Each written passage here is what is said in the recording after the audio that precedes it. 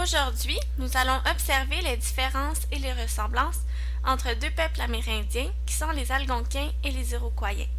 Regarde attentivement l'image et trouve les éléments importants.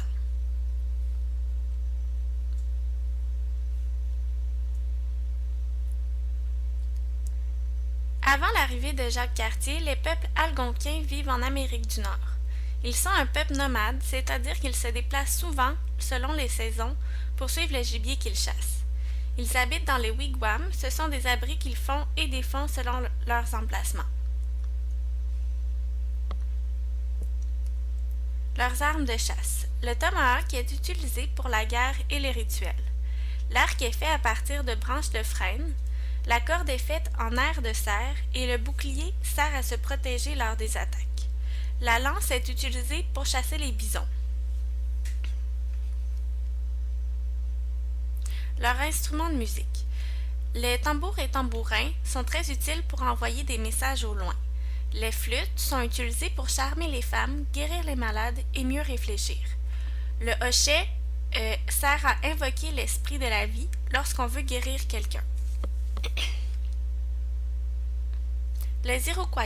Regarde attentivement les images et trouve les éléments importants.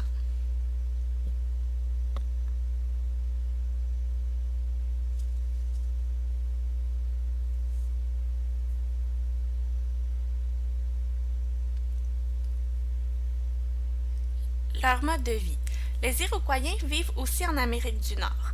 Ils sont un peuple sédentaire, ce peuple se déplace peu, donc ils vivent toujours au même endroit. Ils vivent surtout de leurs récoltes. Ils habitent dans les maisons longues qui sont grandes et permanentes.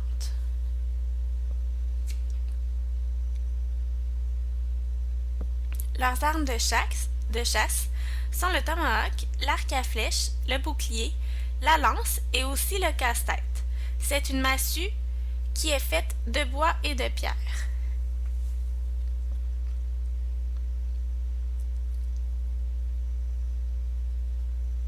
Leurs instruments de musique.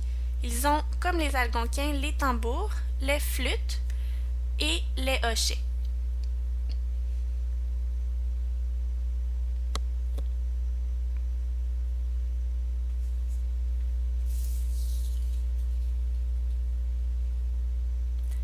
Les éléments observés dans cette vidéo te permettront de faire la tâche suivante. Bonne réalisation!